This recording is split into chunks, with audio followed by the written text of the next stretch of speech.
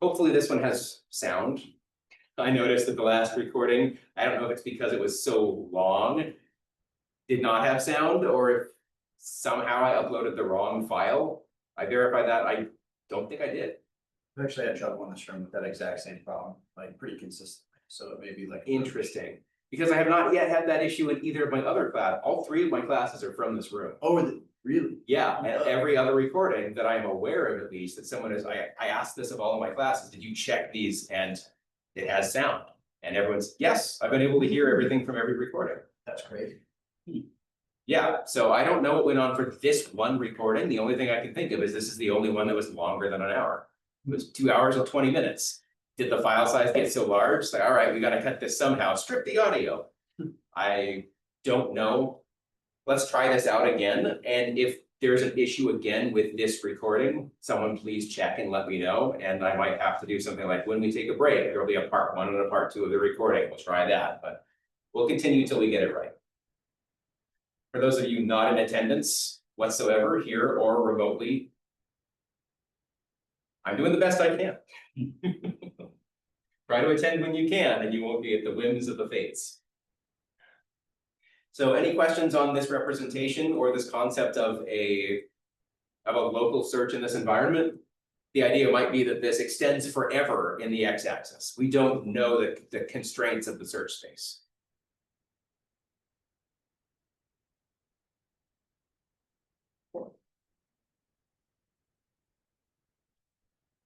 All right, so first algorithm we'll look at is called hill climbing.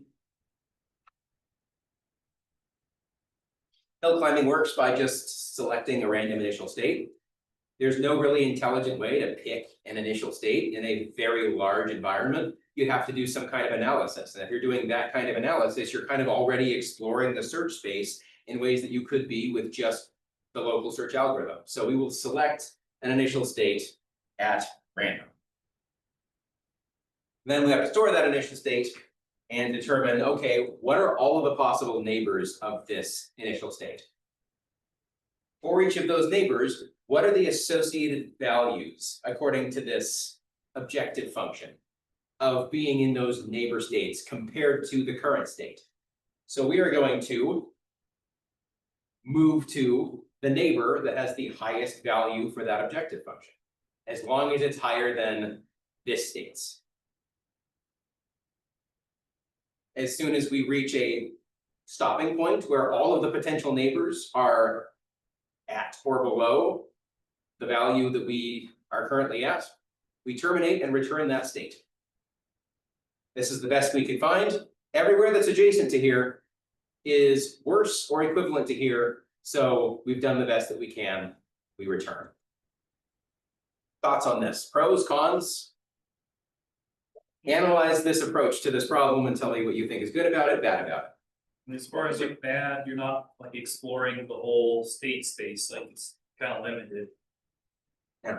If it's infinite though, can we reasonably do that? What would we do in response, or instead, in an infinite or vastly large space within time constraint? It is certainly a con. We do not explore the entire search space, for sure. I'm not refuting you at all. 1, then 2, then 3. Seems fast and simple. Fast and simple, sure. I just missed what you said at the end, so we just return the highest state of the whole that you said. Yeah, Okay. yeah, we're just gonna jump. If there's a neighbor that is higher, go there. Okay. If there's a neighbor that's higher, go to the highest neighbor. If there's a neighbor that's higher, go to the highest neighbor. If there's a neighbor that's higher, go to the highest neighbor. Just continue that, loop it until that returns false. There is no neighbor with higher value. We return that state as the highest value state. Yeah, like you said, you have an infinite or vastly large space, like you almost certainly will never find the global maximum this way. Yeah. Was there an initial point? Yeah. Yeah, would it get stuck on a plateau? Yeah, if there are a bunch of neighbors that are equivalent, and then on the other side of that, there is another neighbor that is higher, we won't necessarily explore that. We could keep track of something like a horizon or a, what's the word I'm looking for? Frontier. We could keep track of a frontier around the nodes that we visited. And if we see something that's equivalent, we query, have we been there before? If not, jump there. If it's equivalent, there might be something and that could get us off of that plateau. as long as there's no even minor dip in that plateau, as long as it's equivalent across the board, we call it a shoulder, then we could eventually find a way past that. But yes, without additional memory, we will get stuck on a shoulder. Great point. Yeah, In an infinite plane, wouldn't there be infinite neighbors? potentially. So we need some way of either using calculus to return the direction to go. Because calculus takes what would be discrete and turn it into a function, which we then maximize. We can take the derivative of that with respect to one of those dimensions. Multivariate calculus gets you the direction, the plane that you care about in a three-dimensional environment, and would return to you a vector of the direction to turn to and go.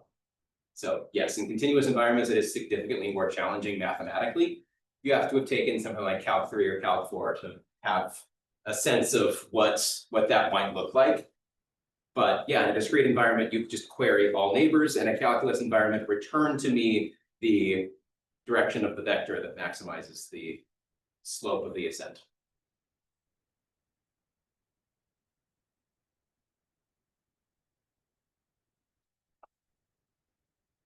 First one I have for you is that it's greedy. We're always assuming that the immediate neighbor that is the highest is the best way to go or the best place to go, and there's no way to know that without further exploring beyond where we are. We could do a two-step look ahead or a three-step look ahead to look one neighbor ahead, the neighbor's neighbors, the neighbor's neighbor's neighbors, and then return the highest value that we get. But there's going to be a horizon to that regardless of what value we pick. And it's going to be greedy regardless of whatever finite value we pick for that, which is unfortunate that there's no way to know whether what we do is correct or not. But we still have to make some decision, and it stands to reason that whenever you have information, you choose the best given the information that you have. So there's often a trade-off in terms of how far ahead do we look? How much time does that take on each step? You can take fewer steps if you're looking at more nodes around the current before you make a decision on the successor state. If you have 60 seconds to run the application now, there's some kind of time limitation to return something. You look fewer states, you parse fewer states at the trade-off of you make more intelligent decisions locally within that region. It's a trade-off. Computer science is just full of them. Trade-offs everywhere. And as we mentioned, get stuck on shoulders. It's simple. It's everything everyone already said, which is very nice. It also only necessarily finds and returns local maxima rather than global maxima. There's no way to know that just because we've reached the top of a hill doesn't mean that past this valley, there's a much taller hill. It just looks around at its immediate surroundings and says, all of those are down. I've done the best that I can. Here's some pseudocode for hill climbing. You'll see this a lot in this class where I'll give you just some very simple pseudocode that very language agnostic gives you a sense of what the logical progression of the algorithm would be.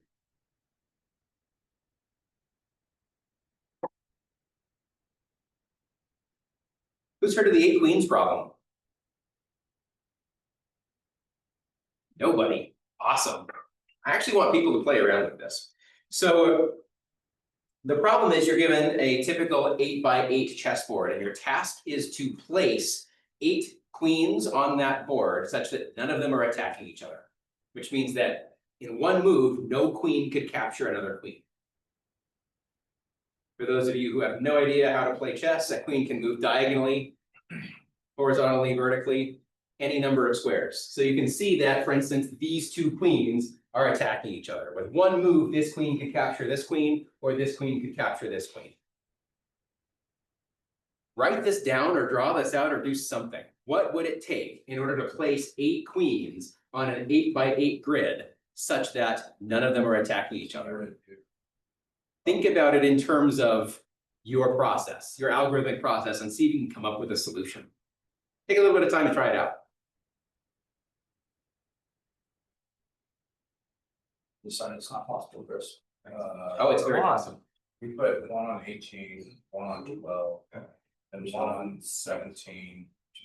A lot of these numbers are just, if you place it here in the current, like, So, how many queen attacks are there? How many, it's a metric of if you move a queen from one place to another, what is the value of that state? So hill climbing can absolutely be used on this problem, but I don't think that's necessarily how people think of solving the problem necessarily. if we started at 0, and the columns are, you would move 2 up and 1 over. To place your next connection, so your first thing would be at 0. Some of those, that's a good idea, depending on how you do that and how you continue with that, you may create a solution, you may not. This is just like, whatever it is, where you fill in the numbers, they can't intersect each other. It's a variation of that problem, Sudoku, yeah. it's just like Sudoku. There are constraints. Sudoku can also be solved by local search. There are better ways. I have like a general like idea, but I don't know how to express it out at all. Try to draw it out. You're telling me no one brings paper to class and a computer science class? What are we doing? You said to use all resources available, so I just Googled it. Way to train your critical thinking, David. I love it. Why would I waste time on this? What else did? It's my intuitional kind of right, because it's like chessboard, so it's like, hey, Yeah. here. And then you having the number 8, it sounds like it's associated somewhere. Yeah.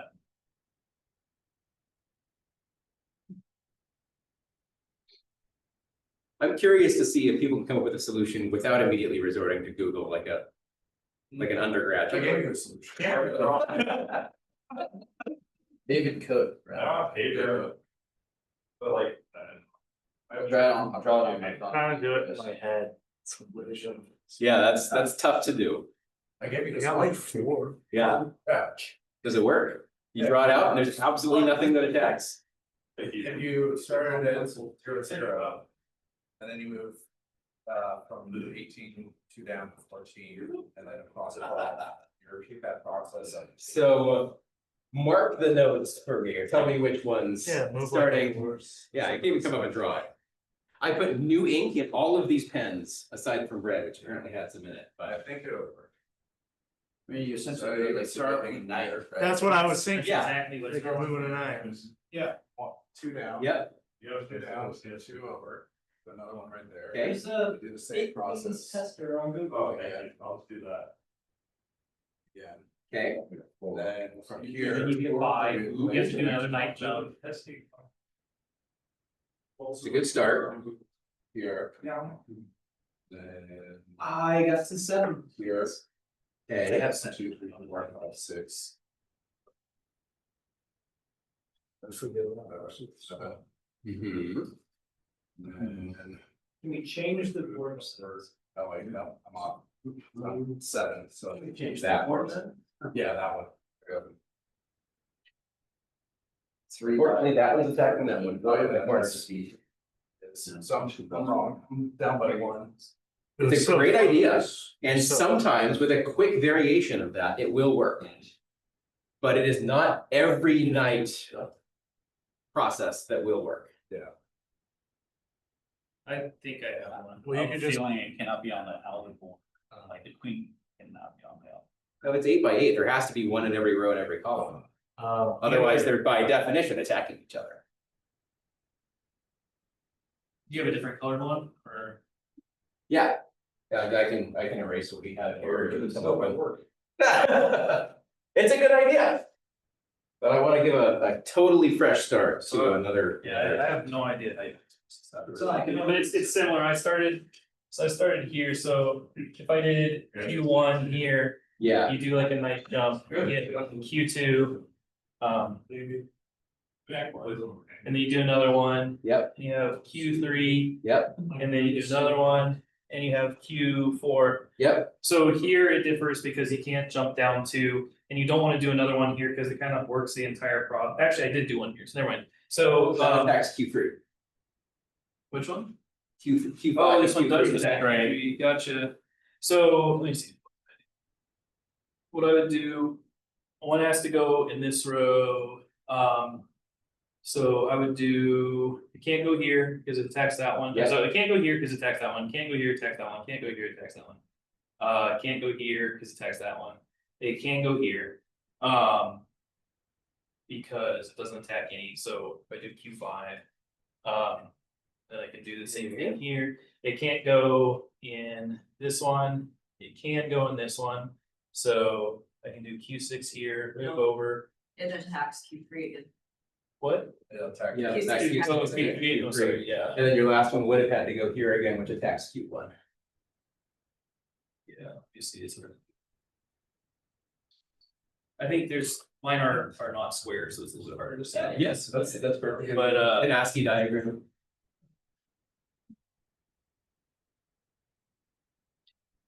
so let me see. It's obvious. Yeah, I mean, you can start crossing them off at that point, then that's what I would do, is Yeah. I would just, I guess if I were to like algorithmically do this, I'd place one. And I'd say it can't go. Yeah, here, that's, can't yeah, go here, that's exactly what I would do. And then, It's like Sudoku, What if yeah, we- it's insane. then you can't go. You're gonna find Here. some constraints that. If you make assumptions about where some of them place, put you in positions where you can't create a solution from that point. But it kind of becomes a depth first search, where you try some things, backtrack. All right, well, if I can't create a solution from the assumption of the placing the first 6, undo the 6th, place it somewhere else, that's not if we've tried everything for where 6 goes, backtrack to 5.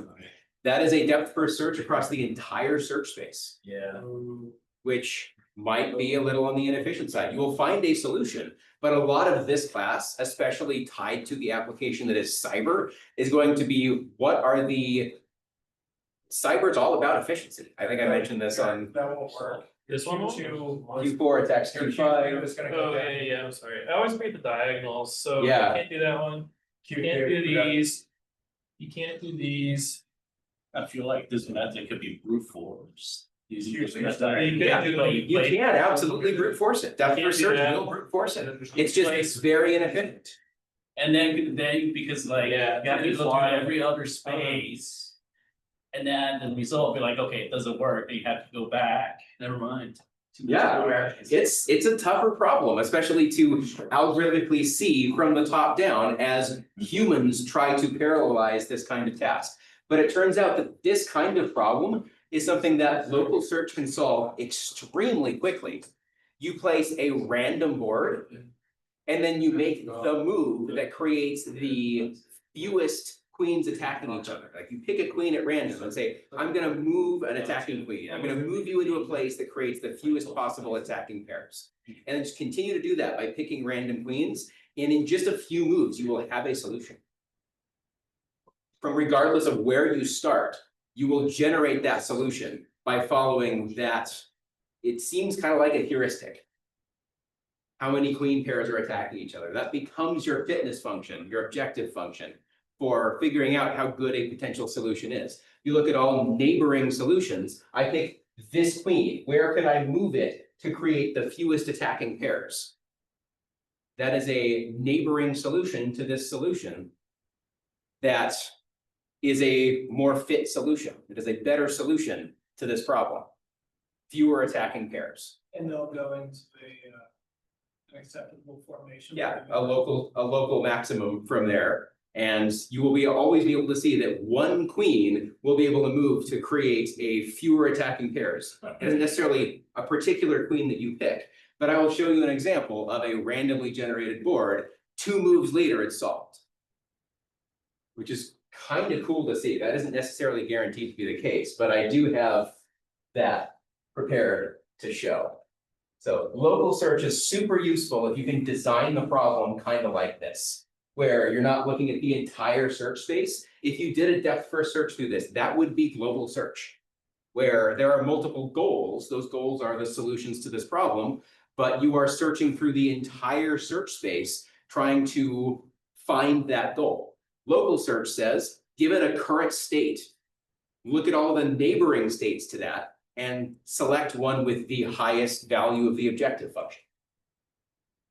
Yeah, So in this instance, with like the idea of you like place a queen then like inspect the board and determine where you can place it, where it would like eliminate the least number? of No, you available would spaces? randomly place 8 queens. So it'd be random. Yep, you would start from a random state and you would calculate the number of attacking pairs. Then you would pick one of those queens and say, I'm gonna move this queen to one of those locations, like a 12.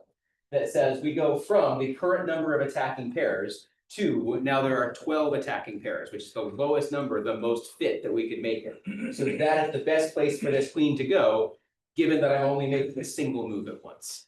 And then you would pick another queen at random, given the now number of attacking queens, and you would just slowly move those queens to the best location. If you found a queen and there was no better solution, pick another queen.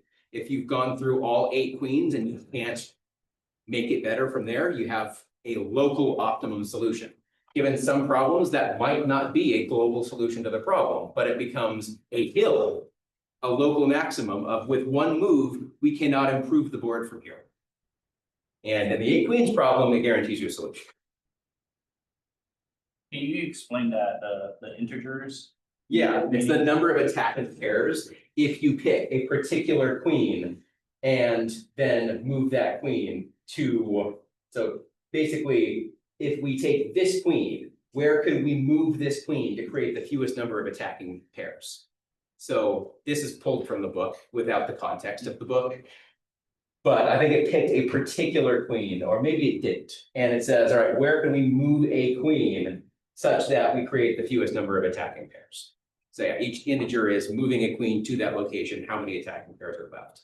The minimum number here is 12, so we would pick one of the queens and move them to that associated location to create just 12 attacking pairs, which is the best we can do with a single move from the state, since it is so far from a solution.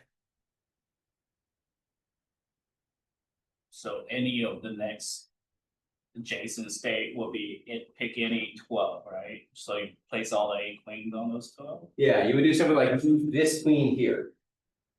Or move this queen here. And you would look at, all right, each queen can move only horizontally or vertically within its row and column. But where can we place that queen such that we now minimize the number of attacking pairs? So that's how hill climbing would solve the problem.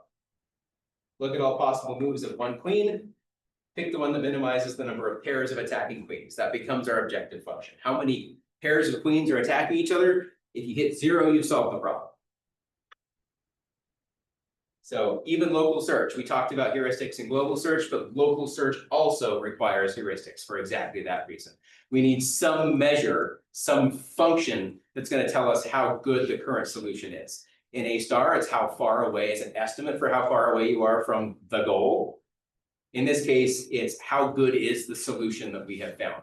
How close are we to a solution to this problem, even though there are multiple solutions? So still the same concept of a heuristic.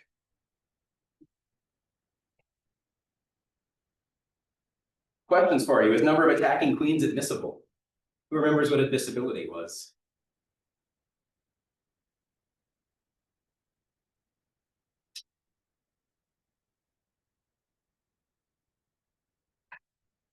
Does it overestimate the number of paths, the number of moves that it takes to reach a solution? The number of attacking pairs. Would it ever require more queen moves than there are attacking pairs to find a solution? And the answer is no. So this heuristic is admissible. Is it consistent? That means that jumping to a neighbor doesn't create more work than the neighbor's heuristic to the goal, given that distance. The triangle problem. Can that not create less work? So thinking of it from like as the crow flies, my distance from me to the corner of the classroom, can I improve on that distance by picking any other point and triangulating, going there and then going to the goal? No, the best way to get there is a direct beeline to that. So can you create can you with one move create so much less work that the less work than that is better than the optimal solution from the original problem? And the answer is no. If you can solve this in 3 steps, there's no way in one move to be able to solve it in one.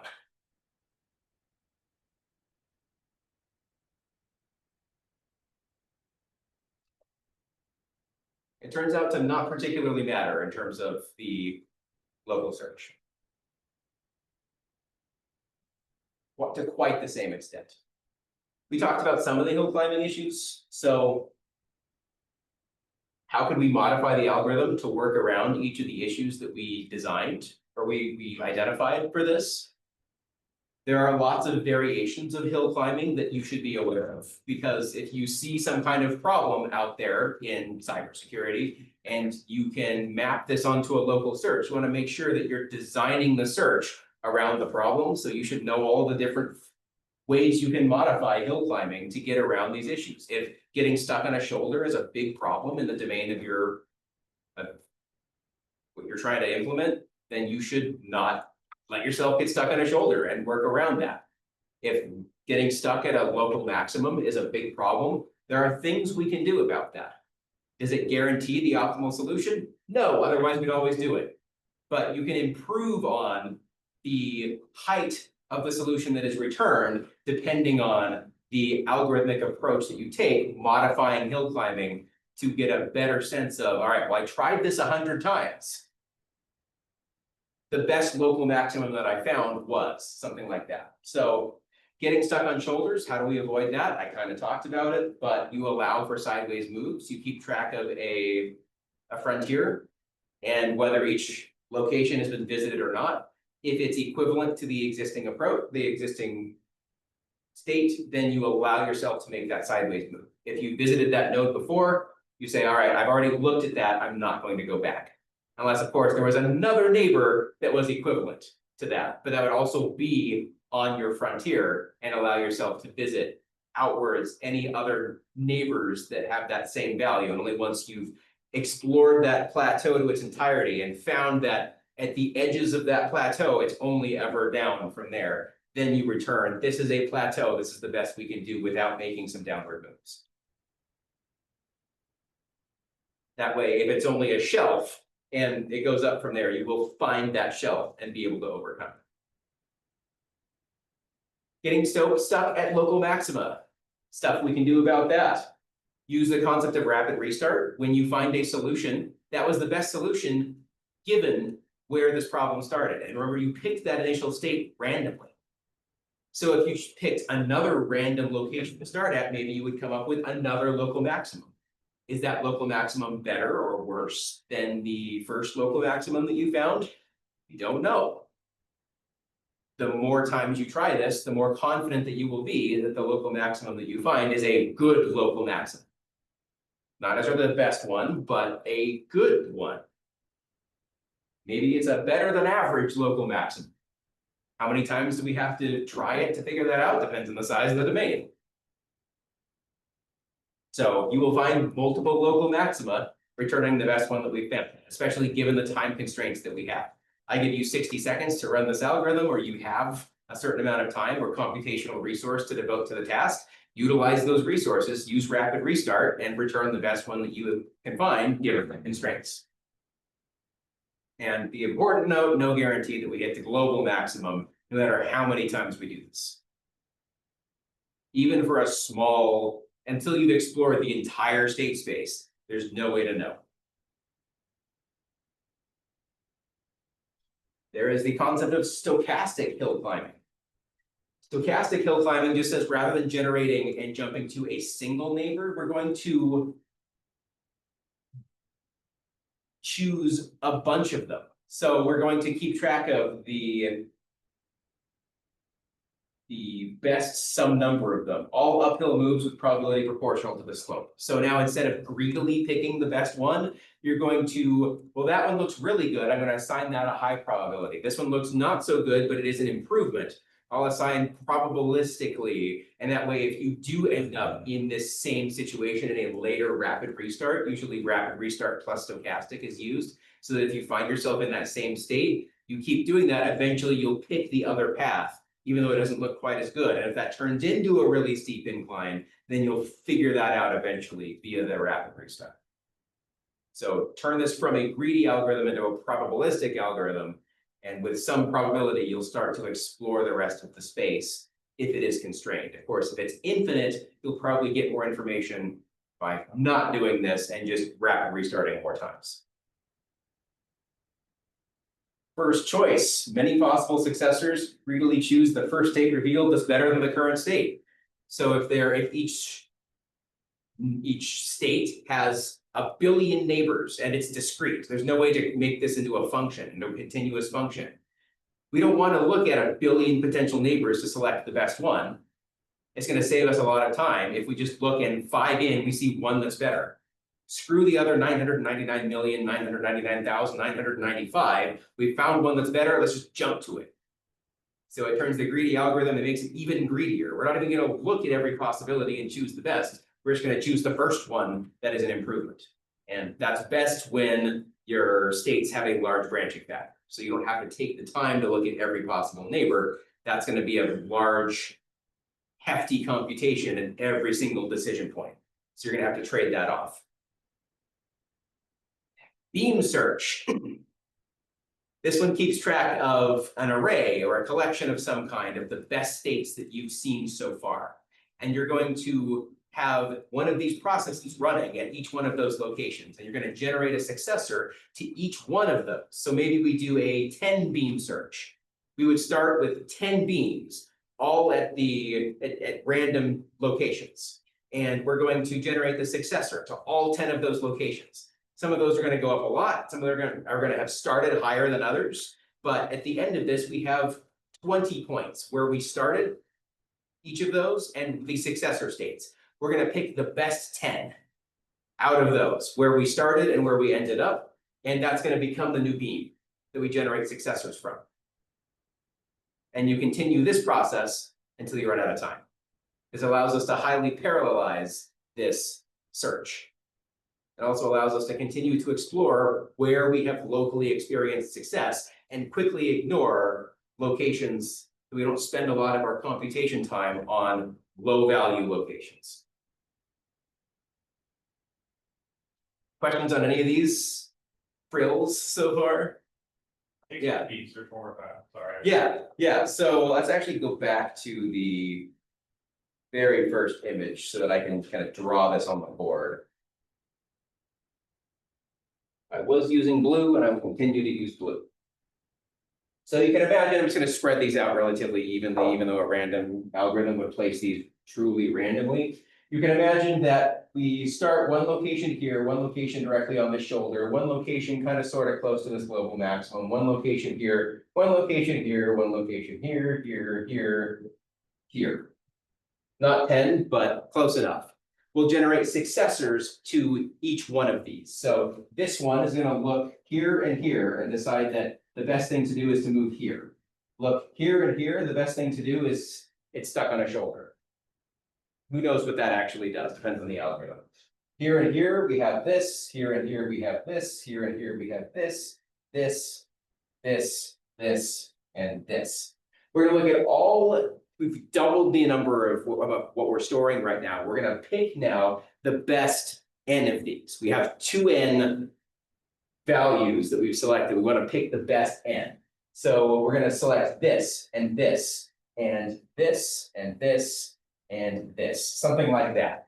And then we're going to repeat this, scrapping all of these. Those don't exist anymore. So we're honing in on the best locations that we've seen, and we're more fully exploring that space. And we will see that a lot of these algorithms are paired. So we'll see beam stochastic search. We will see, you will see beam, the probabilistic one. But now you're more likely, given here, if this is not just one-dimensional, if this is multi-dimensional, you'll start taking different paths around the locations that have been best so far, so that you're more likely to fully explore those that have a better result. And you'll quickly scrap those that, as they explore around, are worse results. So you can think of each one of these as a beam teleporting around. That's kind of where that comes from. Does it just build off those? It doesn't make 10 new ones, it just closes like the old one? Yeah, it's the 10, it makes 10 new ones, and then you pick the best 10 from the original 10 and the new 10. Okay. And that becomes your new 10. And you generate another new 10 from that, pick the best 10, scrap the worst 10, generate a new 10. Seems pretty cool. Yeah. So that works quite well in practice, especially paired with anything that's highly parallel. You can rapid restart that. You can probabilistically choose that. You can pair this up for whatever makes sense, given the domain that you're working in. Search is a huge part of AI. And with the power of computers, what they are, you can do a lot with a very little amount of time. If you intelligently tailor the algorithm to the domain that you're in, you will end up with a highly efficient solution for that problem. And that is so necessary in cybersecurity. I'll keep saying this all quarter, but yeah. Efficiency is everything. If someone else attacks you with a more efficient solution, it's going to get to something before your defense does. If you're on the offense and the defense is highly optimal, it's going to shut you down before you can do anything. If you are faster than your opponent, you will win. You will win out. So it is important to know every possible advantage that you can get and how to learn new advantages for yourself. How do you analyze problems and analyze algorithms for what advantage can this offer me in this situation that I'm trying to optimize for? Yeah, at least that is my approach to this course, is to try to give people the tools so that you can do that analysis on your own intelligently. I can't give you every algorithm that exists. They're probably going to be outdated within the year. It'll be new state of the art. But in terms of how to identify what the problem is, pick from a toolbox what kind of tool is going to be best for this problem, to optimize this problem, given what is state of the art. How does it work? Understand it so that you can go exploit it. You'll use it for nefarious purposes. All right, we talked about this slide, we talked about this slide, we talked about this slide up through. Didn't talk about simulated annealing. In a discrete environment, simulated annealing is the equivalent of you heat up a piece of metal and it's very malleable. You can bend it, you can shape it, you can, with an anvil, make a sword out of it. It's very malleable when it's hot, and when it cools, you can't bend it. It's super sturdy. So we call this a temperature parameter that exists across a lot of algorithms, where early on you want high variability. And over time, you're going to cool that parameter such that the variability of the algorithm becomes tenser and tenser to the point where it doesn't do much. In local search, that means that the discrete steps that we're doing when we look in the 1D world left to right, we're going to look far left and far right initially. It's bending the metal, shaping the metal significantly. And over time, we're going to rein that in because we're going to get closer and closer to a local maximum. We want to go search far and wide, but not thoroughly initially, to find I'm in the vicinity of a good solution. And then you cool that process, as you don't want to be jumping around across hills. You want to be on a single hill and find what is the peak of this hill. And that will involve using smaller and smaller moves until you find that exact point that is the summit of that hill. And you can't do that if you're jumping around wildly. But initially, you want to be doing that to put yourself on the right hill. So that's the concept of simulated annealing. You're going to generate immediate successors based on your neighbors, allowing for larger moves initially. And then you'll create a function, the rate at which it cools. And every time we generate the next successor, we have applied that cooling function so that we look a little bit closer and closer to our current destination rather than farther and farther away. I like the book's analogy to that as well. I really like thinking of it in terms of cooling metal, but a ping pong ball into a crevice with a bumpy surface. When you throw it initially, it's going to take large hops across that surface. And then as it loses momentum, it's going to start making smaller and smaller hops until it falls into the local minimum and crevice and stops at that lowest point. So it's very much like that as well. Either of those can be an analogy to the concept of simulated annealing, and it shows up in many other domains. one of my research areas is reinforcement learning, and it shows up there all the time as well. When you're learning something, it's better to make large scale changes as you don't really know what you're doing. And as soon as you start knowing what you're doing, you make fewer and fewer changes. We see this in adults with their political beliefs. Inability to change once you hit a certain local maximum. The other one is evolutionary algorithms, and we're actually going to talk about evolutionary algorithms, a little bit of a deep dive on that next. So that's where we're going, because this deserves a little bit more time than these are simpler ideas that kind of be described and you understand them. Evolutionary algorithms require a little bit more of a deep dive.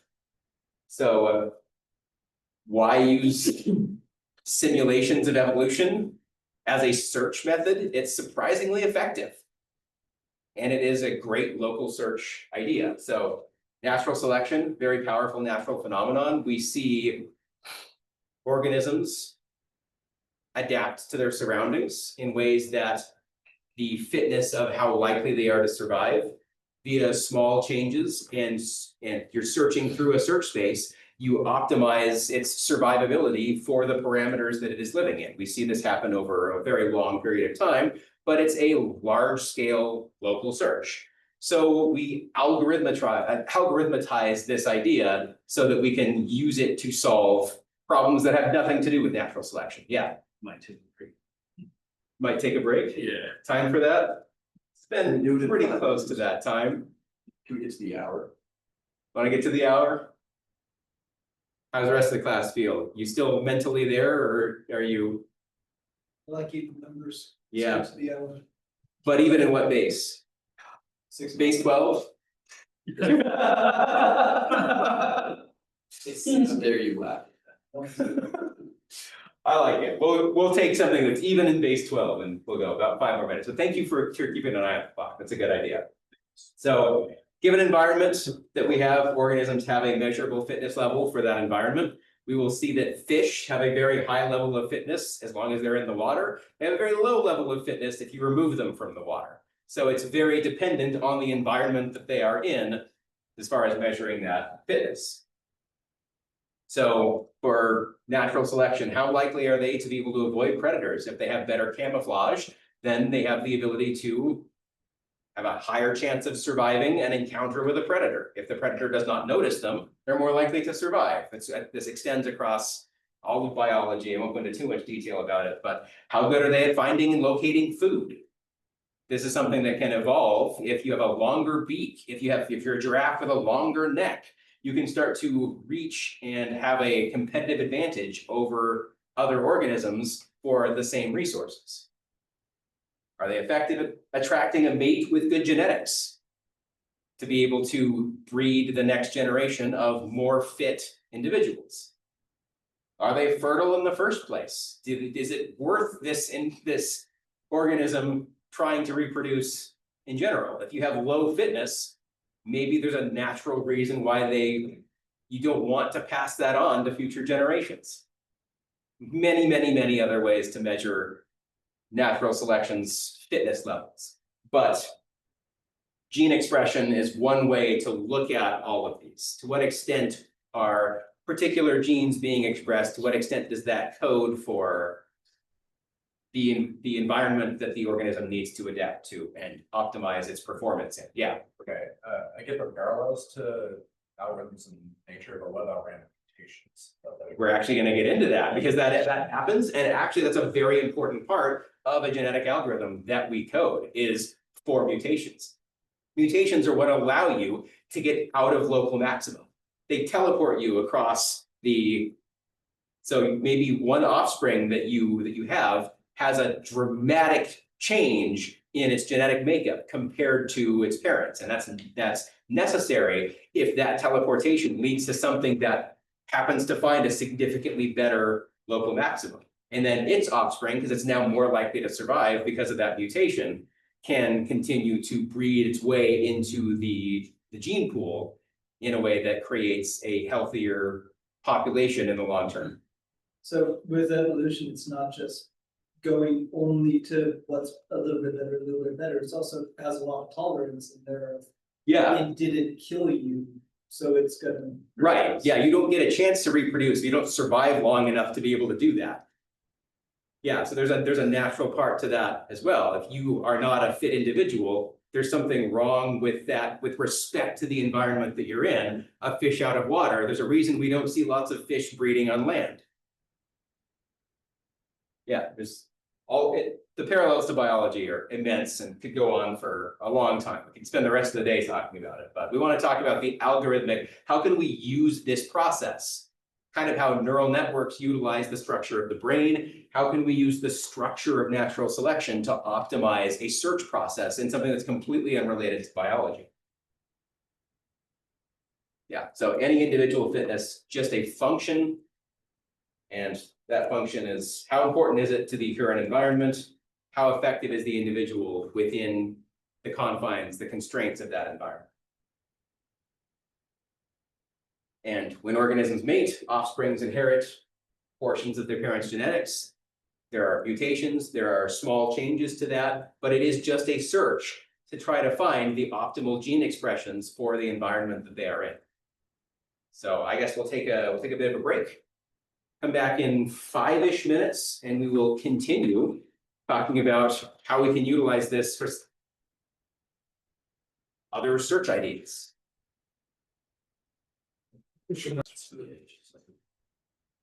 So a few minutes ago or a few seconds ago, if you're looking back on this recording and it actually has sound, we were talking about how natural selection can inform local search and local search can inform natural selection.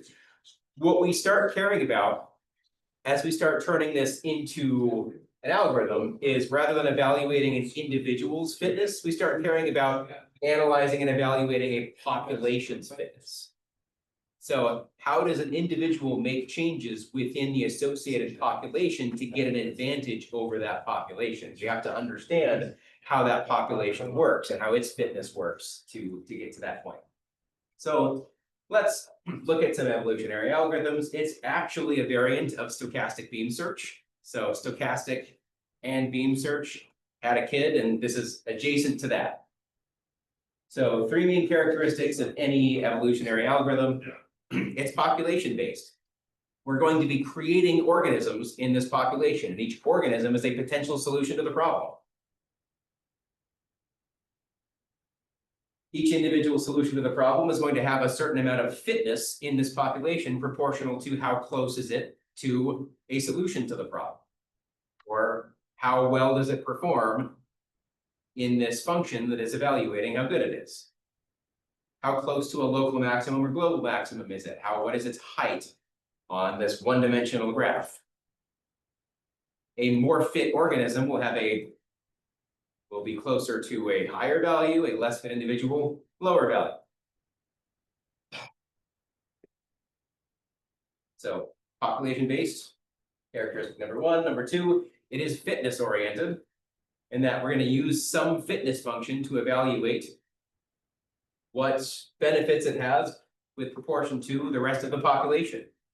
You can imagine a generation now of humans are competing with each other for these same resources. You're all competing with each other for jobs in the local market, which kind of sucks, but depending on your individual fitness and ability to do those jobs, you may or may not be at a competitive advantage.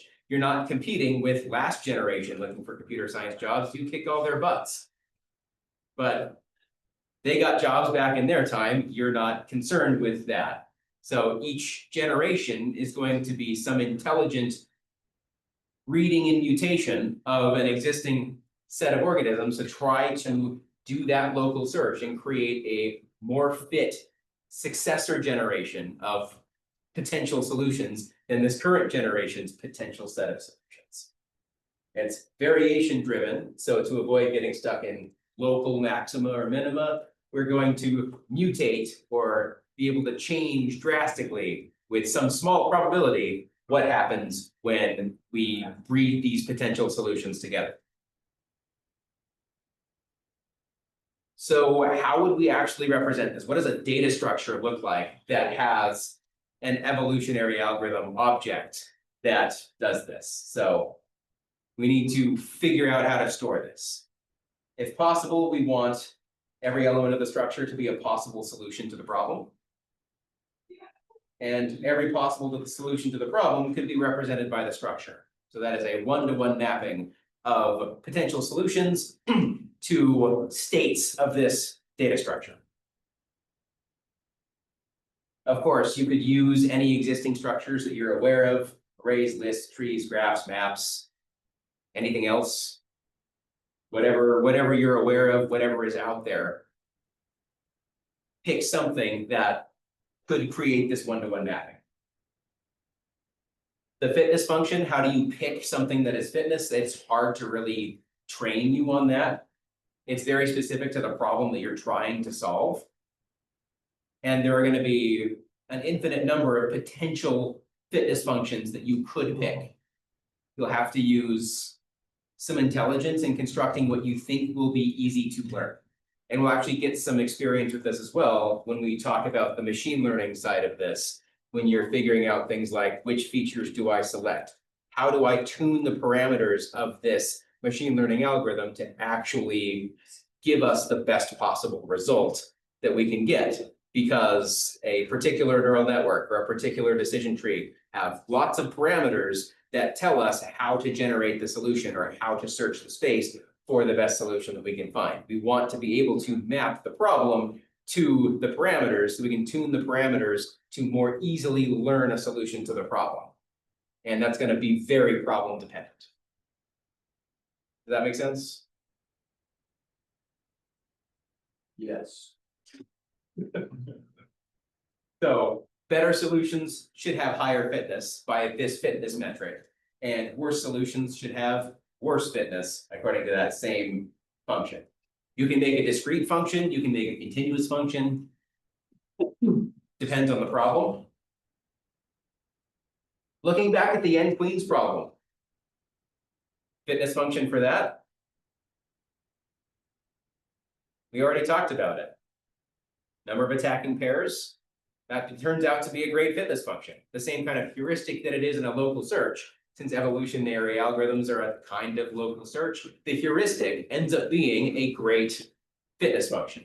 So there's kind of two words for the same idea, but we call it a fitness function because we're looking at the fitness of an individual using biological terms. So number of queen pairs, that are not attacking each other. Because then we want to maximize. It's exactly the same thing, or turns out to be fairly similar in nature. So let's talk about the actual genetic algorithm. You initialize your population with random solutions to the problem. If we're using something like beam search, you would generate 10 individuals. And now those individuals would be your first generation. You will loop until we either converge, something like we find that all of the organisms are the same solution to the problem. So there's no genetic variety. Anytime we make some kind of mutation, we unsolve the problem and then have to work our way back to a solution. So we're looking for a solution. If we solve the problem, great. Or some set number of iterations. If this is an infinite domain, then maybe we don't have a solution to that. We're still just looking for the most fit individual that we can breed in a certain amount of time. So any solution that we have, we evaluate with the fitness function. Then we're going to select the parents via some selection algorithm. You can do this randomly, or you can do this more intelligently. Exactly what you do will probably depend on your domain, how you want to select the parents. What we see in nature is that animals do crazy things to attract their mates, humans included. And how the organisms or individuals make decisions about who to mate with has a significant effect on the quality of the offspring that they produce. So we intelligently select the parents for breeding via some metric. The parents, the individuals with higher fitness should probably have some kind of higher probability of being selected than those of lower fitness. Then we do a crossover and mutation where their offspring inherit pieces of the solution from the parents and then potentially mutate portions of their solution. So you get a potential solution to the problem that is part one parent, part the other parent, and potentially a mutation. And that defines the solution that is the offspring of those two parents. Then you replace the population. The adults, the parents die off, and the offspring become the new parents. And you just loop that with the idea of this process is eventually going to, if we're selecting the parents based on a fitness function, selecting the more fit parents more frequently than the less fit parents, this will converge to a better and better and better solution until we find that we're on a local maximum or maybe a global maximum if we're lucky. So that convergence is like, because if you keep having sets of two, you know, that go down one generally, like the population dwindles at some point. Is that the convergence we're talking about? Like when we get to? We would select, so if we have 10 individuals, we would select pairs of parents until we have. You 10 select, they're allowed to have more Yeah, kids. yes. So they're not. And in love. yeah, they're not necessarily in love, they're not necessarily monogamous. That's terrible. They don't follow our societal standards. We have total control over the societal standards that we that we make these organisms follow. That was actually a real hang up, I apologize. You know, you're good, you're good. We get locked into our own societal expectations pretty Yeah. easily. Recognizing that, yeah, that this is just data. Yeah. And solutions to problems. Yeah.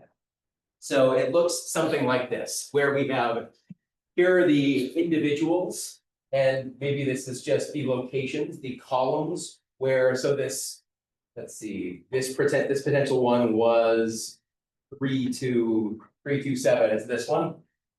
So this is 1, 2, 3, the location of the first queen in the first column, counting from the bottom up. 1, 2 is going to be that 2, 1, 2, 3, 4, 5, 6, 7. So we can represent a solution to an n queens problem by just the location of each queen within each column.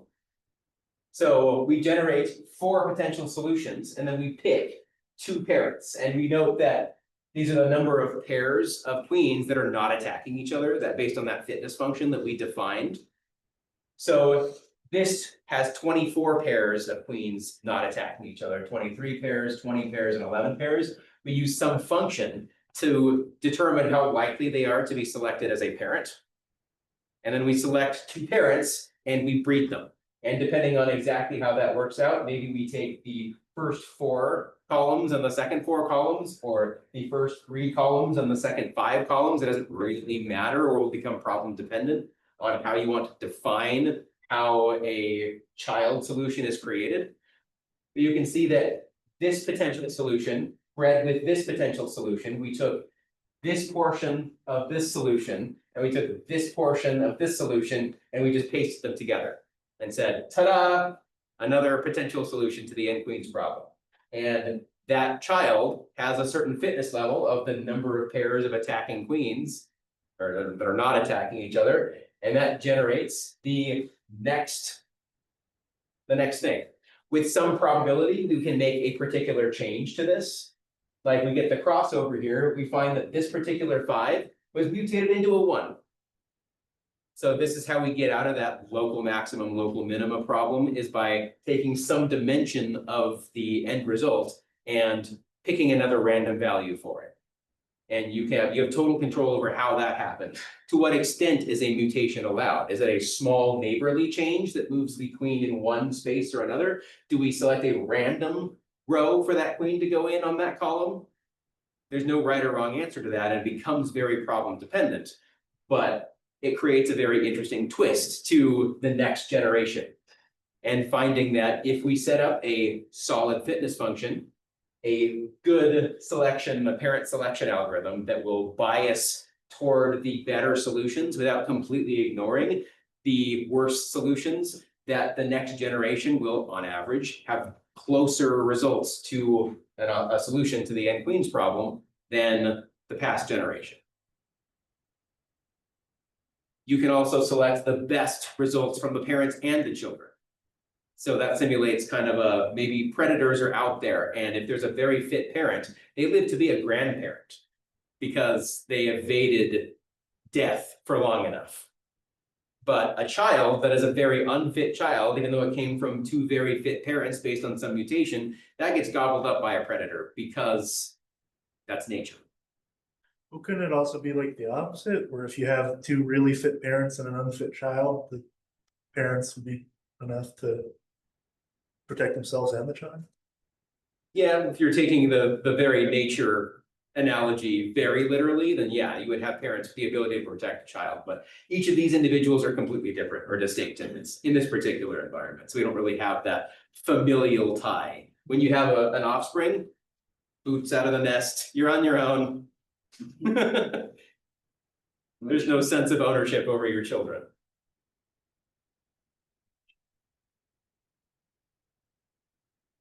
Questions on how this process works? Random initial population, use a fitness function to select the parents, breed the parents to create the next generation, either replace the generation or select the most fit individuals from the parents and the children. The downside of doing that is you might bias yourself toward parents more frequently than children if the parents end up being very close to each other and finding a local maximum. You're relying on that mutation of the children to eventually do that, rather than kind of more so exploring the space by allowing the population to spread out a little bit in terms of its gene pool and explore. So again, it's pretty problem specific in terms of exactly how you want this to go, but that's the general idea. You can customize it to your domain to solve your problem.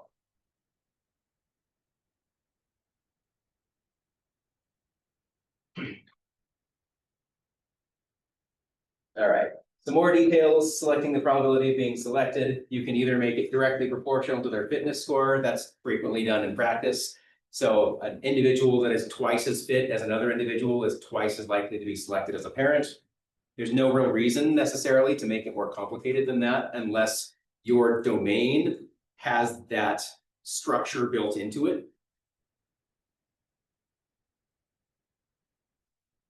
So it's possible that some parent just does not get selected, in which case it may just be killed off, forgotten about, and no longer a potential solution to the problem, depending on how you're replacing your generations. The point of the crossover, what comes from parent one and what comes from parent two, can also be selected randomly. Or you can hard code or design that solution if you think you know what will work best. But sort of defeat the point. yeah, note the biases that you bring to the table about if you're making that kind of decision about what comes from parent one and what comes from parent two. You should have a reason for doing that in that particular way.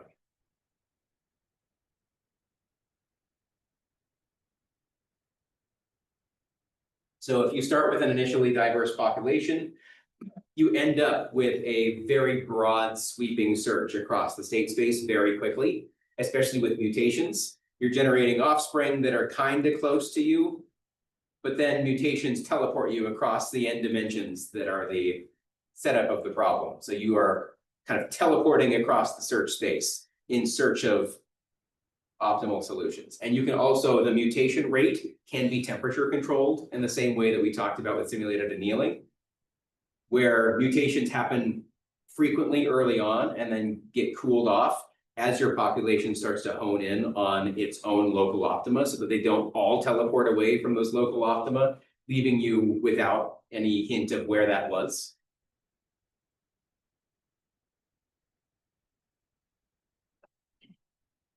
Yeah, and as the population starts to become more similar because of inbreeding, the search narrows in on the good local solutions because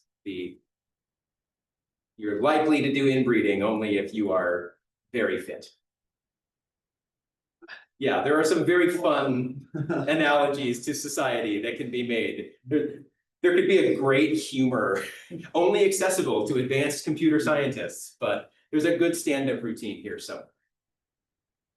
You make it type 5 for this for the Spokane Comedy Club. Yeah, there we go. I'll get 0 laughs, except for that one computer scientist in the audience, which would be bawling his head Yeah, off. one guy from F5 and there's one in the back. Yeah, and everyone else is like, what is going on? So yeah, and then mutation escapes the local optima, continues the exploration. we've covered it all at this point. So advantages, crossover is very good for storing portions of gene expression, very much like natural selection does. If the rest of the organism is garbage, but this one part is a key part of a solution, we will find that that gets stored and saved, and its offspring with mutations have a very significant chance of becoming significantly more fit. So even a poor fit individual, if the first 3 positions of the queens are part of a solution, when it mutates and works with another adult, the offspring to that can be very fit and even teleport into an optimal solution to the problem, which is why we still want to allow for the selection of less fit individuals.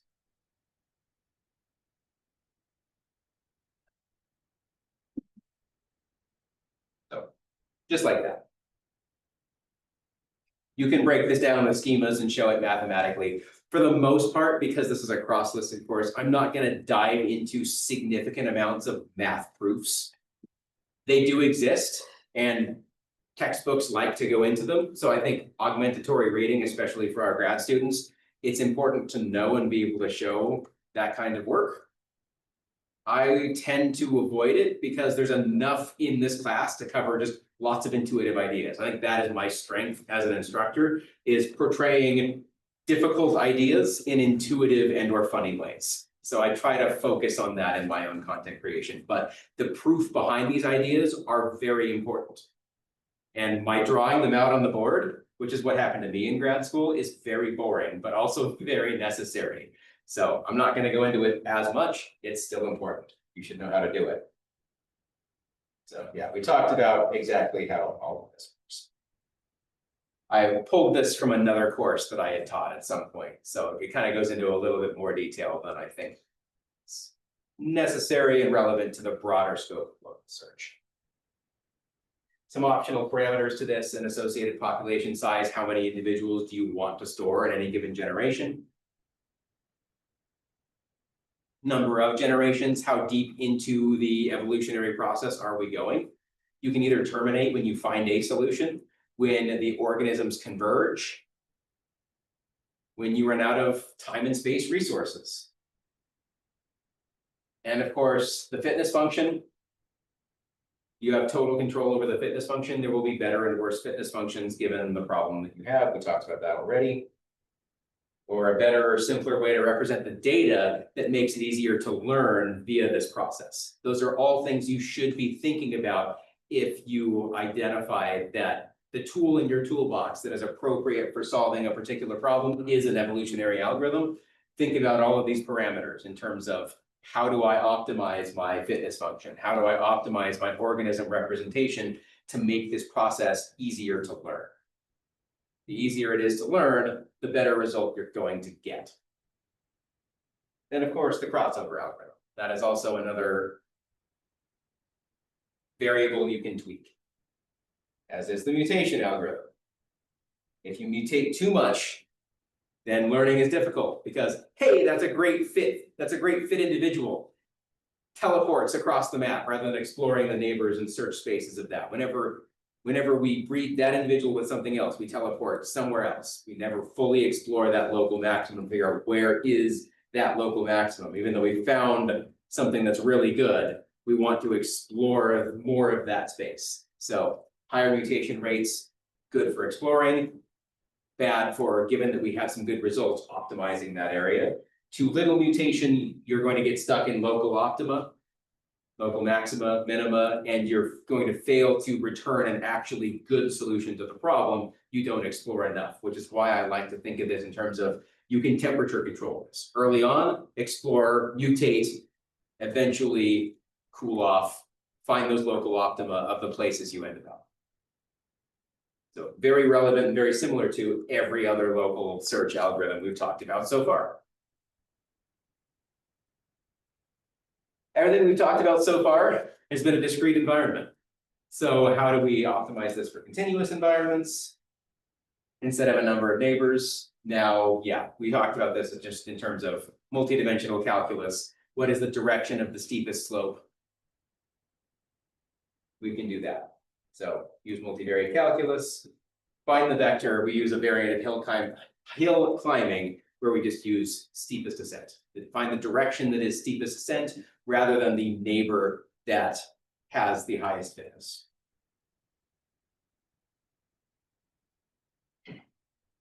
We will find that there are often constraints in these kinds of problems, and constraint solving is the very next thing we're going to dive into after local search. We're about a little more than halfway through the content of the rest of this lecture. But we will find that this algorithm exists out there, but it exists in the general. When we go to apply this, there are significant constraints on the utilization of this algorithm. Like for the n queens problem, maybe it's okay that one pair of queens attacks each other. That's a limitation that we will just accept. When we find a solution that does that, we can call it good. In practice, you will find constraints around things like there are pings between machines, so you cannot teleport between machines. You will find time-based constraints, resource-based constraints, representation-based constraints. They're all out there. So knowing how to take an existing algorithm and build in those constraints to do the best that you can, still utilizing that solution is an important part of optimizing this process. So we'll look at this very soon, but it's important to mention at this point, just so you start thinking about, in my environment, I can't just plug and play this, and that's okay. A lot of intelligence comes from adapting a known solution to a new environment. One other thing we haven't really talked about is utilizing portions of non-determinism to search, or parallelism for search. If we have parallel algorithms, machines with many cores, how can you schedule constraints around, I have this much computational resource, I don't necessarily have to take a deterministic approach. So the actions that we take lead to an uncertain future state. We don't necessarily know how it's all going to play out, but we have to make an intelligent decision about that given imperfect information. We'll talk about probabilistic analysis later on as well. I assume most to everyone has taken Math 380. Anyone not taken Math 380? Is that discrete? That is prob stat. Oh, No, I haven't. No, I haven't. Even if it's been a hot minute. Who remembers Bayesian inference to get a sense of that? That was a long years back. Luckily, I'll go into that in enough detail that we'll be able to use it in there. But this is the kind of issue that I have from a content creation perspective of I'm throwing together assuming people have seen this before. Wait, what if people haven't seen this before? To what extent do I cover that material? How well is this done in classes that I don't teach, that I am not familiar with? It's on the learning outcomes, but how easy is that to recall based on how long ago it was? That's a challenge. You're just eliminating people with low fitness, so. There's no way to think about it. You're all data to me and nothing more. You don't love us either. There is some aspect to that, to good course creation, but yeah, it's an optimization problem. It's a local search problem too, because you teach a class, you get feedback on that class. You have a certain amount of time over a summer maybe to make some adjacent changes to your curriculum without gutting and completely reworking it. Given the constraint of how much time you have, how do you find a neighbor to the class that you taught that creates a higher fitness level, where the fitness function is the amount of cumulative learning that happens in the classroom? Everything is search. So yeah, probabilistic and observable, you can use probabilistic inference to figure out what you should do, even if the result of that is not necessarily what you expected, given your analysis. If it's unobservable, we may know that we may be in some subset of states, but we don't know exactly which state that we are in. An example to this is you bought a used vacuum. Terrible idea. There are three actions in this very simplistic vacuum world. There are two rooms. You can either move to the left room, and if you're already in the left room, you stay in the left room. You can move to the right room if you are in the left room. And you can also attempt to clean the room that you are in. Sometimes when the vacuum attempts to clean a dirty room, it gets a mind of its own and also goes off and cleans the adjacent room as well. Maybe it's I'm assuming this is a Roomba of some kind. You say, clean the living room, and it thinks the living room and dining room are the same room because they're adjacent and connected. And when it says, I've cleaned both of those, what it's done is it's stopped in the dining room, not in the living room, after having cleaned both the living room and the dining room. So we're just going to run with this assumption. Sometimes when you try to clean a clean room, some room that's already clean, the vacuum malfunctions and it explodes, making the room dirty. So representing this room, you can imagine where the vacuum is and whether the room is clean or dirty. We have 8 possible states that we could be in. We're in the left room and both the left room and right room are dirty. We're in the right room and both the left room and right room are dirty. In the left room is dirty, the right room is not, etc. There are 8 possible states to this very simple, terrible used vacuum world. So what do we do to intelligently search the space when this vacuum can just get a mind of its own sometimes? So we can, instead of making a sequence of steps, because each step would deterministically, we know that when we try to clean the left room, we're going to be in the state of clean left room, vacuum in the left room, dirty right room. That would be deterministic. We know exactly the world we're going to be in when we are done. Non-determinism might state we might end up in multiple of these states, where we might end up with a clean left room and a clean right room and the vacuum in the right room. We don't know which exact state we're going to be in. So we need to create some kind of conditional plan that says, given the current state that we are in, here's what we should do. Make that action, assuming the non-determinism, and then identify which state we're in at the end of that process. It may be one of multiple states that we are expecting, but then we can query back to the conditional plan that says, now we're in this state, what do we do given the possible states that we might end up in? So we're going to learn about and look at a data structure that might help us. It's called an and/or tree. So it's just a bunch of nodes of wherever we are. If we're in this state, this is the action with multiple possible places that we could end up after that action is performed. That maximizes the associated utility, maximizes the amount of time that the rooms are clean, given this mind of its own Roomba.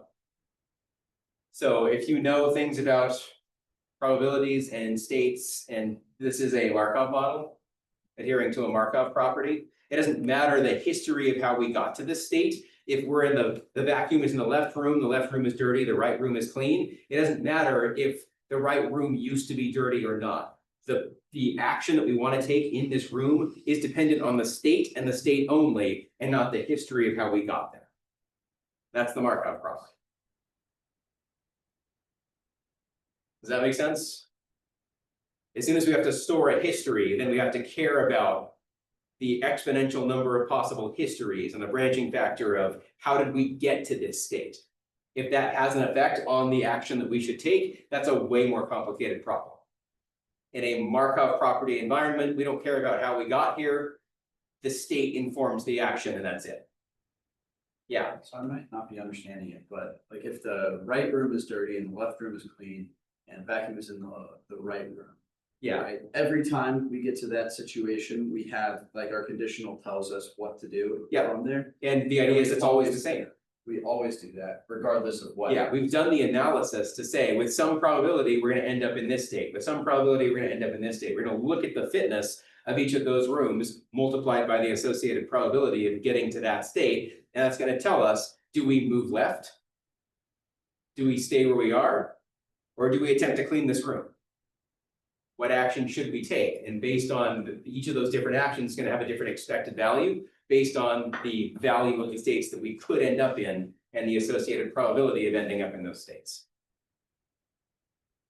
But it doesn't matter how we got to that state. Every time we find ourselves in that state, the same action is going to optimize how frequently these rooms are cleaned. So, yeah. We know the associated probabilities. We use a Markov model. That means that we know how frequently we're gonna end up in each state. If we don't know that, it's a complete unknown. What happens to this vacuum and these rooms? We're collecting data on that. We use an and/or tree. So we're gonna go down that route for now. And once we circle back to probabilistic inference in a few weeks, we're going to look at the Markov property and how to analyze Markov chains and this entire world of how to optimize the problem in this domain. But for now, we're not going to use probability at all. When we make an action, we know the possible states that we could end up in, but we don't know the probability of ending up in those states. So here's an example of an and/or tree, given the states that we could be in. We start in some initial state. We just happen to pick the state that the left and right room are dirty and the vacuum is in the left room. We have two possible actions here. We can either suck or move right. And if we do that, if we move right, we can only ever be in this state. If the vacuum's in the right room, both rooms are dirty. There's no branching of if the vacuum explodes, great, the rooms are still dirty. There's no concept of dirtier or cleaner. It's binary, clean or dirty. On the other hand, if we choose to clean the left room, we might have cleaned both rooms and ended up back in the left room, I guess, and or just cleaned the left room, but not the right room. We don't know the associated probability, but we will know after we take the suck action, we'll figure out where we are. If it cleaned both rooms, great. The rooms are clean, we reached our goal, we can terminate. Otherwise, there's a room to clean still, and we can either choose to re-clean the left room that's already clean, or we can choose to move right. And we can see that when we make these decisions, we can start to look at, all right, what are the end results of these actions?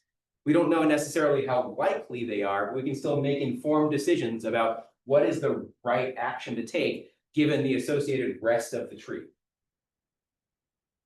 And this allows us to mark in bold what might be a better, correct action to take in this environment, because it minimizes the distance to a goal in an optimistic environment. Maybe we're all optimists. I haven't met too many computer scientists who make it through my classes that remain optimists. It tends to just suck the life out of them, and they become pessimists like David very quickly. We have a history. But if we can just take this greedily that says, what is the shallowest depth of the goal? Prioritize something that might hit the goal, might not. Again, we don't know those probabilities. Over time, we can start to, having explored this space, get estimates for those probabilities, create confidence intervals around that, and then get a sense to be able to optimize based on real data. Even if it's not all of the data, they're not true probabilities. We have best guesses for what those probabilities are. And as we get more experience, we refine the search space. We'll talk about exactly how to do that in a few weeks, a couple of weeks probably. But if we don't know that, we use some other heuristic, like the shallowest depth of a goal. So here's an example of the algorithm. So here is an and/or search. And again, I don't necessarily expect you to write this down or memorize it. I will be uploading the slides so you can go take a look at all of this to see how would I actually implement the concept of this tree and selecting from it. And again, it's in that same textbook style pseudocode, but it's applicable whenever you would choose to go do that. And it's generic, abstract enough to not make any assumptions about the domain that it's being written for.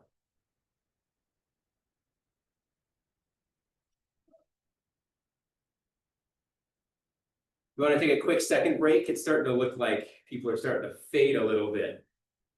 Maybe a 3-minute second break, and we'll come back in remaining 20 minutes that we'll have at that point. Quick second break. Let's make this one faster.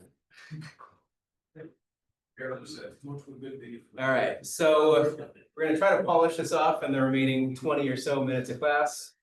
So if we can, just kidding. All right. So unobservable environments are environments where you don't have the ability to determine which state you are in. So a lot of AI uses percepts. This comes from robot terminology of You use computer vision to figure out what your surroundings are. You use sensors to determine your proximity to obstacles. Whatever percepts you have informs the data that you get to determine what state you're in. So what if your percepts give you no information about your current state?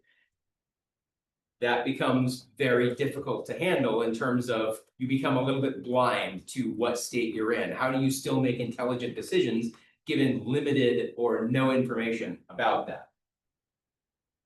It is possible with that taking certain actions can help you to narrow down which state you are in. And you can do that and determine which actions to take, both to maximize fitness and also to minimize the amount of ambiguity in the information that you have from those percepts. This is especially relevant if a machine that you're on is disconnected from the internet, or this is relevant in cyber when certain services that you rely on stop working because of an attack of some kind. Or so what happens for you to determine what is the best course of action in that situation when you're handcuffed a little bit in terms of what you can do? How do you get to where you need to be given limited access to your services? I'll talk about this in a little bit less of a cyber environment because it's simpler, easier to explain. We're gonna, again, use the deterministic vacuum world. If we know the geography of the world, there's a left room and a right room, but not necessarily the location that you're in or the location of the dirt. There are 8 possible states that it could be in. We can't tell if a room is clean or dirty. We can't tell which room we are in. So we have no information about which room, which are the 8 possible states. There's no information there. However, if we take the right action, we now know that no matter where we were, since the agent has, if it's in the right room, it bumps against the wall and stays in the right room. If it's in the left room, it moves to the right room. By taking the right action, we've reduced the possible state space from 8 down to 4. The only 4 states where you're in the rightmost room. Then it will take the suck action. And we know that there is no longer dirt in the right room. Well, that's not true. It's sorry, the deterministic one. So this one can't explode and make dirt. Oh, Yeah, if it could, then that would be a problem. So they were using the deterministic, not the non-deterministic. We could end up in a bunch of spaces. This actually just does what it's supposed to do without chance of failure. So now we know we're down to 2 possible states. We're in the right room is clean, and the left room is clean. We're in the right room is clean, and the left room is dirty. 2 possible states that we could be in. And we just follow this with left and suck, and now we're down to 1 possible world that we are in. So you can deterministically choose the actions that you take in an associated order to narrow the space, despite the fact that we have no idea where we are or the state of the world. We can still intelligently select actions that allow us to know which state we are in. And then once we know which state we are in, we can make intelligent decisions based on the state that we are in. But which actions narrow the search space the most, when, for what, that's again, problem dependent. So if you have a sensorless problem, the solution to that is a sequence of actions that narrow the search space. Then once you've narrowed the search space, you know which state you're in, you can activate a plan to finish the job from that state. So get information, narrow the ambiguity of which state you're in, then implement a plan. So it's not the and or tree type of conditional plan based on which state you're in, because you don't know which state you're in. You have no way of knowing, even when you narrow it down to a single state, if there's anything about the world that can change the state. You have no way of knowing that the world has changed because your sensors don't work. But if you did this sequence of actions every 20 minutes or every so often, you would know that both rooms are clean at the end of that sequence, regardless of if your sensors were shut off or not. So oftentimes, especially in a cyber environment, you can think of, is there a sequence of actions that I know, even though I can't verify something has worked or not, because I can't access that. If there's some plan of something that you can do, then maybe you have a healthy environment after doing that sequence of actions. that make sense? Is that? That's how I see this as being applicable. Yeah, it's like with an EDR, you have the ability to disconnect it from a network. So even if it's not currently on a network, if you run that command, the next time it's on the network, it just gets disconnected. Right. Yeah. Absolutely. Other thoughts on that? I think that's a good place to kind of have a discussion of how this applies to. Because I don't come from quite the same cyber background as other cyber professors. I come from a more typical, prototypical AI machine learning background. So I have my ideas of how in general this applies, but if you have experience with something, it would be great for the class to hear and for me to hear exactly how you see this applying to something that you've done. Or an idea of what you could do that might be useful to the rest of the class.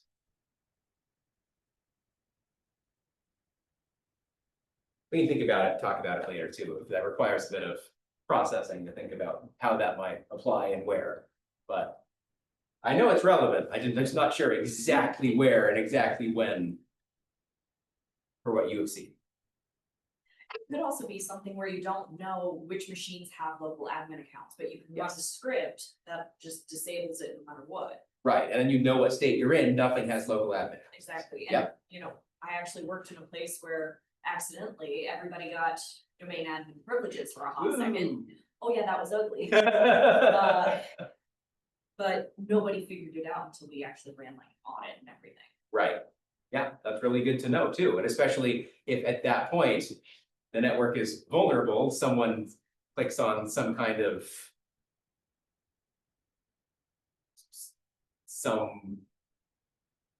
Gosh, it's late in the day for me too. Someone clicks on a phishing link. Yeah, someone clicks on a phishing link, gives someone access to their account. If that account has admin access, then it might be nice to have an emergency script that you're sure what state you're in at the end of that script, so that you can now manually go in and diagnose and fix, because you know that the state has to be the state, regardless of what tampering was done to what from that access. So at least that's how I'm envisioning this being useful in that kind of environment. Yeah, that's great.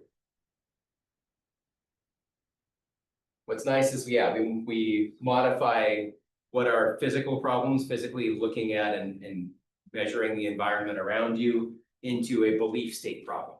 I know that I'm in one of these 8 states. I know that I'm in one of these 4 states. I know that I'm in one of these 2 states based on the actions that are being taken. And at any particular point, if you know you're in one of these 4 states and you need to make an action, you can still look over, well, if I'm in this one of these 4 states, this is the right action. If I'm in this of these 4 states. So you use belief states for, I believe I'm in one of these states, therefore the best action, given that I don't know where I am within this area, is this action. So it becomes conditional on the amount of information.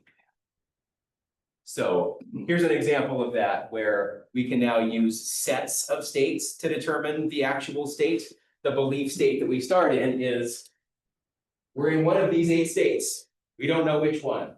Once we take the right action, we're in one of these 4 states. We take the left action, we're in one of these 4 states. So each state is a subset of the available states that you could be in. And now the graph that we use to make decisions on this is based on the subset of states that you could be in. We call this belief states and belief state graphs.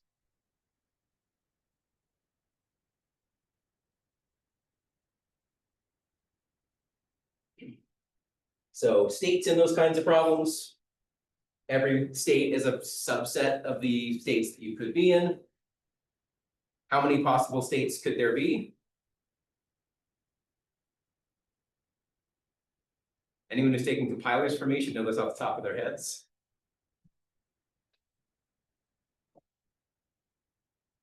It becomes the power set of the set of available states. Every possible subset of the available number of states in a problem. If there are 8 states in that problem, how many states are in the power set of that set? And the answer is 2 to the number of states. It turns into a row of Pascal's triangle. I can draw that out too if you're interested.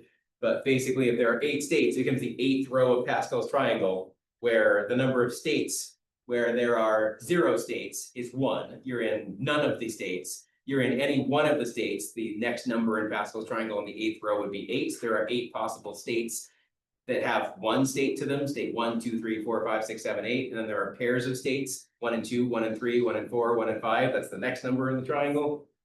And the sum of that row is 2 to the 8th. I'll just draw it out real quick because it's fun to see how things are interconnected. We've seen this before, hopefully somewhere. There's 2 to the 0 total here, 2 to the 1, 2 squared, 2 cubed, where every particular number is just the sum of those that were down there, but it's also combinatorics, and this is 2 choose 0, 2 choose 1, 2 choose 2. So you can use combinatorics to find your place within Pascal's triangle as well. So combinatorics relate to Pascal's triangle. The sum of this is how you break apart any set with some number of elements. Like, for instance, I played around with this myself because I'm a weird person. Something like, what are all of the different chords on a piano? If a piano just had 5 keys, how many different chords could you play with 0 keys? The answer is 1. There is 1 chord with 0 keys, having none of the buttons pressed. How many are there with 1? You can press 1, 2, 3, 4, 5. And that would become the next number here. How many are there with pairs? You can do 1 and 2, 1 and 3, 1 and 4, 2 and 3, 2 and 4, etc. There end up being 10 of those. And it's 1, 5, 10, 10, 5, 1. Number of 3s is just leaving out 2 instead of using 2. So it's symmetrical because of that. This is including them. This is leaving them out. So it becomes symmetrical on that axis.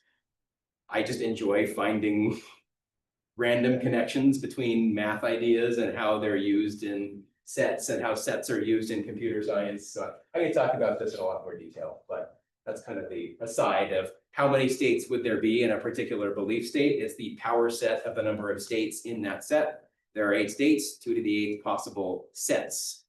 That's the largest size that belief state tree could be. Yes, 2 to the n. We could state that some of those states will be unreachable from the initial state, so it's really a ceiling on the size of the problem rather than a guarantee for the size of the problem, and that's fine. The initial state is just the belief state for what happens when you haven't made any moves yet.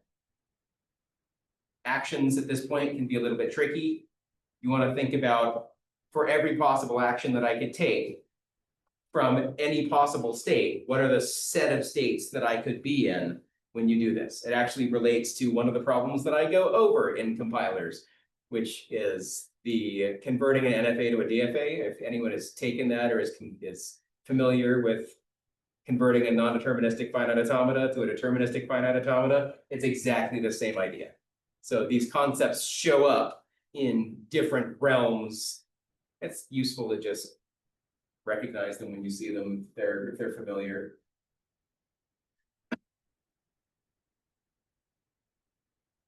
So if illegal actions have no effect on the environment, it's nice. So something like moving right from the rightmost room, that doesn't break the vacuum because you ran into the wall. Now, if that is the case, then it becomes the prior problem becomes completely intractable. There's no way to reduce the belief state because you can't take an action that reduces the state space from 8 possible states into anything that is any smaller than that. And you also don't want to break your vacuum. If it doesn't hold, then it's safer to just take the intersection rather than the union. How do you define transitions from this? You can either define deterministic transitions if you're in a deterministic environment. So there's one possible new state for every possible belief state. So you're in one of 8 possible states. You take the action right. You will figure out for each one of those states what states you end up in. That union becomes the new set, the new belief state. If any of them map onto the same resulting set, like you're in the left room, now you're in the right room, and it's the same. If you're in the left versus right room, now when you merge this together, you're both in the right room, you've reduced the state space. So the current state size shrinks if you can map 2 states with an action onto a single state. Otherwise, it stays the same. There's no way for it to increase by taking an action. Does that make sense? You're in one of 4 states and you take the action left, it's not gonna split. This isn't non-deterministic, because this is a deterministic environment, then each of those 4 states are gonna have one possible state that they end up in. So you either have 4 distinct states, or some of those states map onto the same state and you reduce the search size. So it becomes a search problem to reduce the size of the belief state as much as you can. Rather than searching for a goal, you're searching for how can I minimize the overlap between these, or like maximize the overlap between these states so that I get a sense of where I am. If it's non-deterministic, this becomes much harder because each state, when you take an action, could split out into multiple possible ending states. And now it's possible to create new states. So you have to be especially careful with the actions that you take, making sure that you're not increasing the state size, the belief state size, when you take those actions.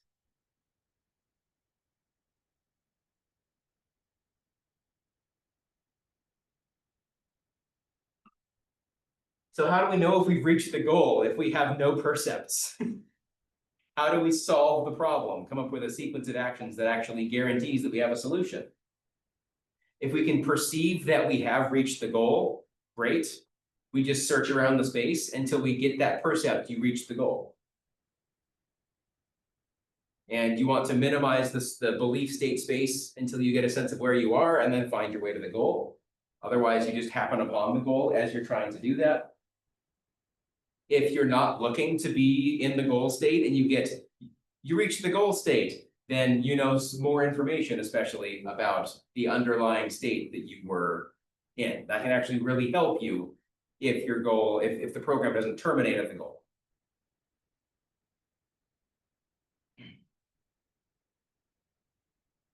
So there is a term here that we will state as possibly achieves the goal if we cannot determine if we've reached the goal.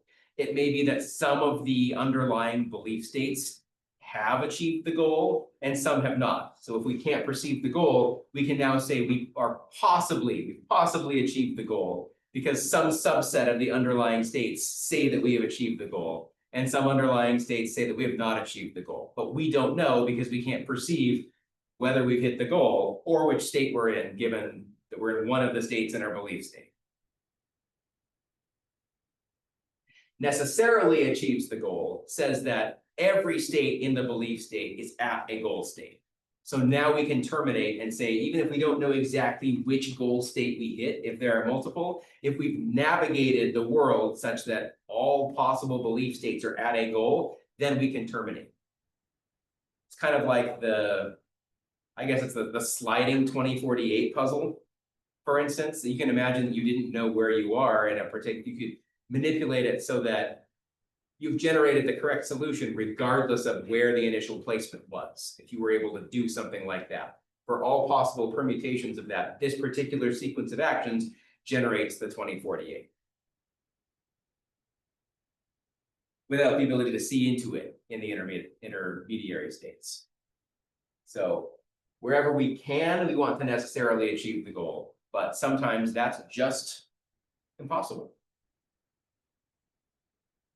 And with this idea, with this setup, we can now, with the belief state space, we can utilize all of our global search from the last lecture, and this becomes just the new state space for a larger scale global search problem, where the underlying states are belief states. So we can use breadth first search on belief states. We can use depth first search. We can use bidirectional search. We can use any global search algorithm we talked about over the belief state space. I think that's a fairly natural stopping point. We're basically at that point. I know these classes are ridiculously long. This is not my intended way to teach the class, but it's what fit into the, we'll talk about constraint satisfaction starting next time, but it was what fit into the constraints of scheduling. So I'm sorry we pulled the short end of the stick for that, but it is what it is.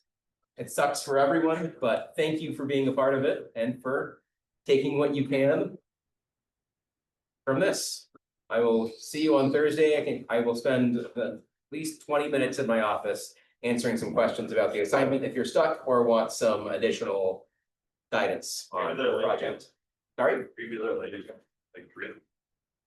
We don't get back in town till like. Yeah, I mean, right now, I'm gonna go to my office for at least 20 minutes, but starting, yeah, tomorrow, I also teach at 3, so I will be in class from 3 to 5 tomorrow.